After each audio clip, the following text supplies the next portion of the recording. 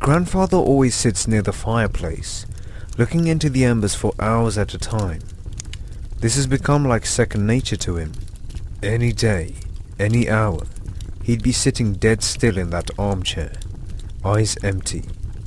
The crackling of the wood, the only sound in the room.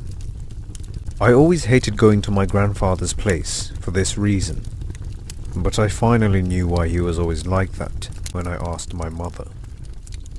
I figured it wasn't a topic that she was particularly happy to talk about, but she knew it was about time I was told. Taking my hand, we went downstairs, and she carefully shook my grandfather's shoulder. As if he had been slumbering for years, he jerked his eyes wide open, and he looked around the room frantically, hands shaking. After calming down a bit, his eyes focused on me. My mother nudged me gently. I gulped and asked what had happened to him. Hearing these words, a little colour returned to his skin, but he still looked as frail as ever. Eyes darting to every corner of the room, he opened his mouth and began to speak. It was December 1914. The First World War was in full motion, and across Europe, battles were fought furiously. My grandfather had just arrived in France from England. He spoke of how the land was no longer recognizable. It was just a muddy landscape with craters and flooded with rainwater. The stench was unbearable, and seeing the wounded in makeshift tents screaming in pain scared him.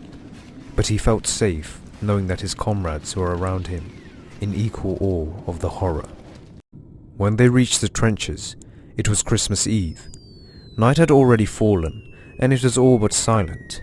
Huddled around a campfire, they watched the distant bombs fall, creating small orange bursts in the skyline. There was small chatter about what was going on back at home. The older lot, desperate to hear news from the newer guys. Every now and then, the sound of gunfire would stop the conversations, before they started again. The guys suddenly decided to brighten up the mood with a little Christmas carol. Silent night filled the trenches, one voice at a time, until a steady orchestra had begun.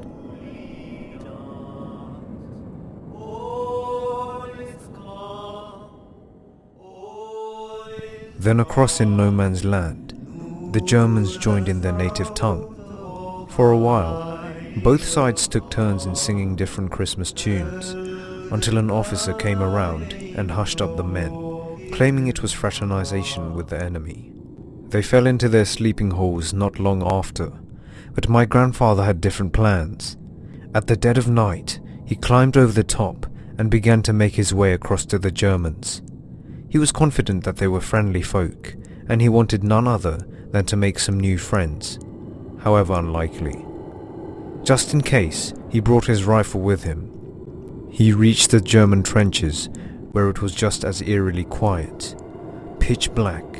It was difficult to make out any shapes. That's when my grandfather accidentally tripped over, creating a ruckus as he did. Worried, he stood himself up again, scanning with his rifle. Nothing. A dripping sound was all he could hear, making a steady rhythm. He began to walk, using his hands to navigate in the dark. All of a sudden, there was a sobbing sound. He began to walk faster towards it. Eventually, he came across a German soldier laying in a fetal position, hands over his ears. Crouching, my grandfather shook him by the shoulders, but he made no sound other than whispering. Nein, ungeheuer. Just then, there was a crackling noise from behind, like bones twisting against each other. It was sickening to hear. The German screamed. My grandfather turned around, rifle raised. It had no face, just a skull. Inches away, fetid, foul. It wasn't human. Limbs bent at uneven angles, its hand reaching out. Blood flooded from where its eyes would have been. Just then, my grandfather began to shake unbearably. His lips quivered. The glass of medicine in his hand dropped. My mother shooed me upstairs, closing the door behind. The last sight I saw was the froth building up in his mouth. I clambered upstairs, scared of what I had heard. I turned the knob to my bedroom.